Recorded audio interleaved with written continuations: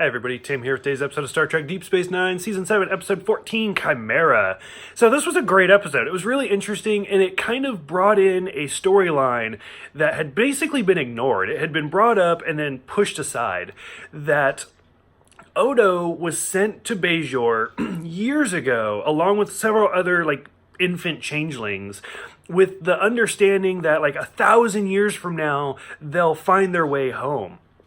Well, this episode is about Odo finding one of those other changelings.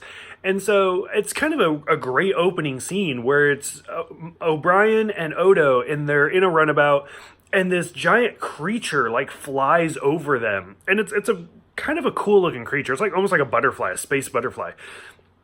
And then it kind of falls back, and then it comes inside the ship, and then it does the gel thing, and it turns into a humanoid. And it was kind of funny because I was watching it with my husband, and he does the metamorph thing, and Odo's he's a changeling. And I was like, yeah, no shit. Seriously? It was just kind of funny. So to take a brief pause from this and go back to Far Beyond the Stars, that episode, that's the one where everybody shows up, but they're not in the makeup. They just look like people because it was the 1950s. JG, the actor who plays Martok, was in that episode. He played the artist, and I had commented on how funny it was that as an artist in that episode, he's smoking a cigar throughout the whole thing, and every time he talks, he sounds like Martok, because Martok has the fake teeth and everything, and so he has the cigar, so he kind of sounds like Martok, and then at one scene, he takes the cigar out and talks, and he sounds completely different. Okay, to come back to this episode, that changeling, the new changeling that we just met, Laz, is played by the same actor that played Martok. And so it was kind of cool that, because he, under all that Klingon makeup, you have no idea what that actor looks like, let's be honest. So in this one, he looks completely different. Rumor has it, originally they were going to have Andrew Robinson do it, the actor that plays Garrick, but they thought his voice was too recognizable. If I hadn't looked it up, I would never have guessed that was the same guy that played Martok, because he does such a good job. And he does kind of lighten his voice a little bit. He does talk with a little bit of a higher pitch than normal, but still, he does amazing in this episode. And it was kind of cool. In fact, later on in this episode, Sisko says, Martok wants Laz to be detained. And it's it's the same dude. Okay, whatever. You do you. So like I said, so his name ends up being Laz, and he is one of the 100 baby changelings that were sent out.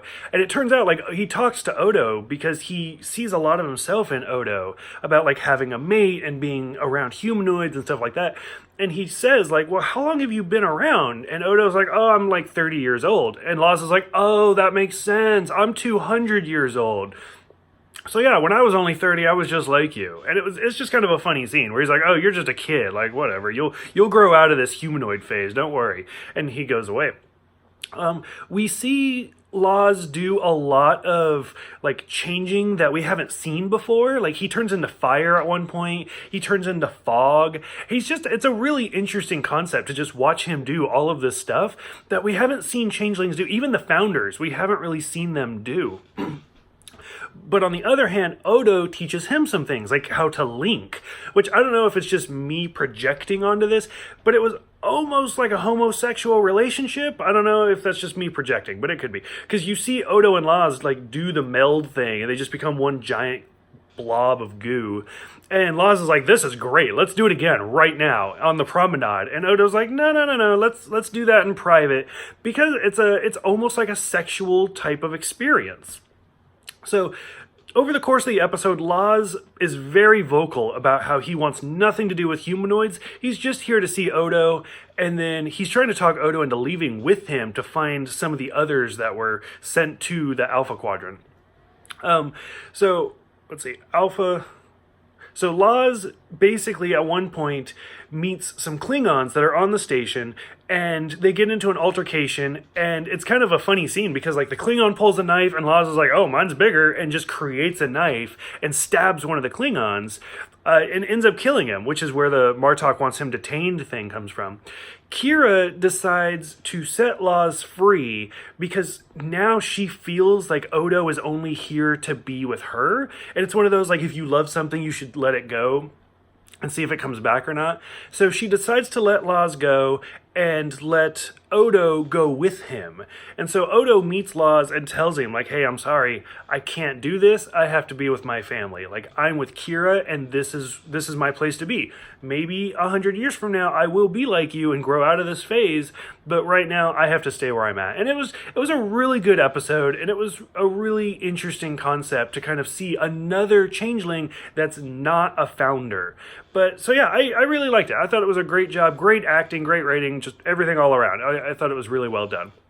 For those who have seen this one, did you realize that Laws was the same actor as Martok? What did you think? Did you think, like I said, because that line was kind of a throwaway line, like, oh, we sent you years ago hoping you'd come back. And now to see another one, it was a great kind of foreshadow and return to that line. What did you think about that? What did you think about the fire and the fog? Go ahead, let me know in the comments below. Thank you guys for subscribing and watching and everything. I will see you guys next time for Bada Bing, Bada Bang.